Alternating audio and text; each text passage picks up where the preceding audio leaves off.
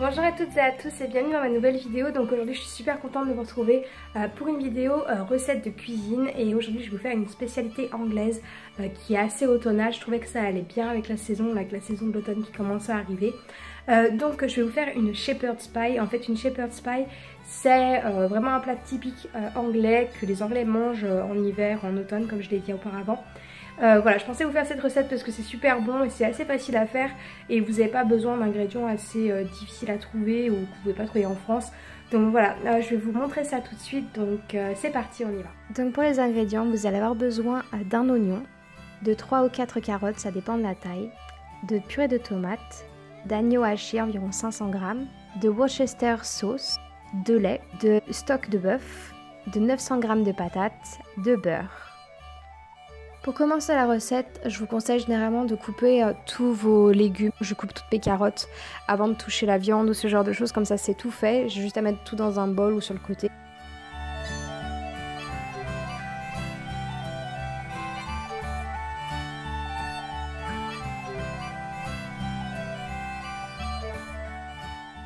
Une fois que c'est fait, faites chauffer de l'huile dans une poêle sur un feu on va dire assez moyen, pas trop fort, pas que ça brûle les légumes par la suite. Et mettez en fait après les carottes et les oignons dans la poêle et faites revenir le tout jusqu'à que tout soit on va dire assez cuit. Pendant que tout cuit, je m'occupe généralement de d'éplucher les patates, comme ça j'ai pas besoin de m'en occuper par la suite, ça me fait gagner un petit peu de temps. Une fois que les carottes et les oignons sont cuits, versez à l'intérieur la viande hachée, donc l'agneau haché, et essayez avec votre spatule de la découper en tout petits morceaux pendant qu'elle n'est pas encore cuite, parce qu'une fois qu'elle sera cuite, ce sera beaucoup plus difficile à le faire. Voilà, après mélangez le tout pour bien que ça s'incorpore bien aux carottes et aux oignons et laissez cuire jusqu'à que la viande soit bien brune en fait.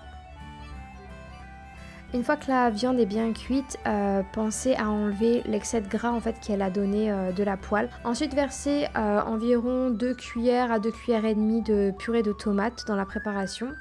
Mettez environ on va dire une bonne cuillère à soupe, voire 2 cuillères à soupe de sauce soja ou de sauce Worcester que moi j'ai à la maison. Mais comme j'ai dit, si vous n'avez pas de sauce Worcester, utilisez de la sauce soja, ça marche aussi très bien. Et enfin, remuez le tout et laissez, on va dire, un petit peu revenir comme ça dans la poêle pendant environ 2 minutes. Pendant que tout ça en fait est en train de revenir dans la poêle, occupez-vous donc du stock de bœuf que vous allez mettre à chauffer avec de l'eau bouillante pour environ 500 ml d'eau bouillante. Mélangez bien le tout pour bien que ça fasse une sorte de sauce au bœuf et une fois que le tout est revenu, versez le tout dans la poêle et laissez mijoter sur feu doux à moyen pendant environ 40 minutes avec un couvercle bien sûr. Pendant que la préparation mijote, préchauffez votre four à environ 180 degrés et lorsque c'est fait, moi généralement je découpe mes patates en petits morceaux pour que ça soit plus facile en fait à en faire une purée. Je trouve que ça cuit beaucoup plus vite en fait quand on les découpe plutôt que les mettre en entière. Et versez de l'eau bouillante ou voilà, simplement faites cuire vos patates jusqu'à qu'elles soient bien tendres au milieu, jusqu'à qu'elles soient vraiment bien cuites pour pouvoir se faire écrabouiller, on va dire assez facilement. Ajoutez à cela une petite noisette de beurre et un petit peu de lait, enfin, vous voyez un petit peu la quantité, vous voyez généralement c'est environ 2 cuillères à soupe de lait, ça dépend de la quantité de patates que vous avez. Moi avec environ 1 kg j'ai mis 2 bonnes cuillères à soupe et ensuite utilisez, moi j'ai un truc pour faire de la purée mais utilisez ce que vous avez. Une fois les 40 minutes écoulées, retournez donc vers votre préparation avec la viande et tout et puis mélangez bien pour bien que tout s'incorpore, bien soit homogène et versez le tout dans un plat à gratin bien au fond du plat. Ce n'est pas la purée d'abord, c'est la préparation de viande tout d'abord et ensuite la purée mais pas l'inverse. Donc voilà, faites cela et ajoutez à cela donc la purée que vous avez préparée au préalable et aplatissez bien sur le dessus pour bien que ce soit bien comment dire, assez compact et que ça ne déborde pas trop sur les côtés.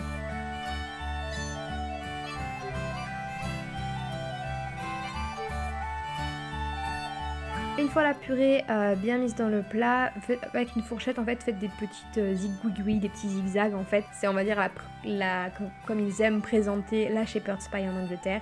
Et moi je rajoute généralement un petit peu de cheddar sur le dessus parce que moi j'aime bien le fromage. Donc voilà, moi je suis mise fromage mais vous n'êtes pas obligé de le faire. Et ensuite enfournez le tout au four pendant environ on va dire 20 bonnes minutes, 25 bonnes minutes à 180 degrés. Une fois les 25 minutes écoulées, sortez donc votre plat du four et laissez refroidir environ 10 minutes. C'est vrai que je préfère laisser refroidir parce que c'est vraiment très chaud à servir sinon. Moi j'accompagne ça généralement d'une salade ou tout seul, ça va très bien aussi. Voilà, bah écoutez, je vous souhaite un très bon appétit. Voilà, bah j'espère que cette recette vous a plu. Donc si jamais vous voulez en faire la même recette mais avec du bœuf, en fait ça s'appelle un autre nom, ça s'appelle une cottage pie. Donc en fait c'est deux recettes anglaises très typiques d'ici. Donc voilà, j'espère en tout cas que cette recette vous a plu. Comme vous pouvez voir, je suis pas du tout une professionnelle de la cuisine, donc si je manie les couteaux d'une manière dangereuse, c'est normal, c'est moi. Je fais toujours les choses pas comme il faut, mais bon, j'espère en tout cas que le principe de la vidéo vous a plu, que la recette vous a plu, que ça vous a donné des petites idées pour pouvoir cuisiner chez vous quand il va faire froid et quand l'hiver va arriver. Voilà, bah écoutez, je vous embrasse toutes et tous super fort. Je vous remercie d'avoir regardé encore la vidéo. N'oubliez pas de laisser un petit like sur cette dernière si elle vous a plu, de vous abonner à la chaîne comme d'habitude. Et moi je vous dis à la semaine prochaine pour une toute nouvelle vidéo.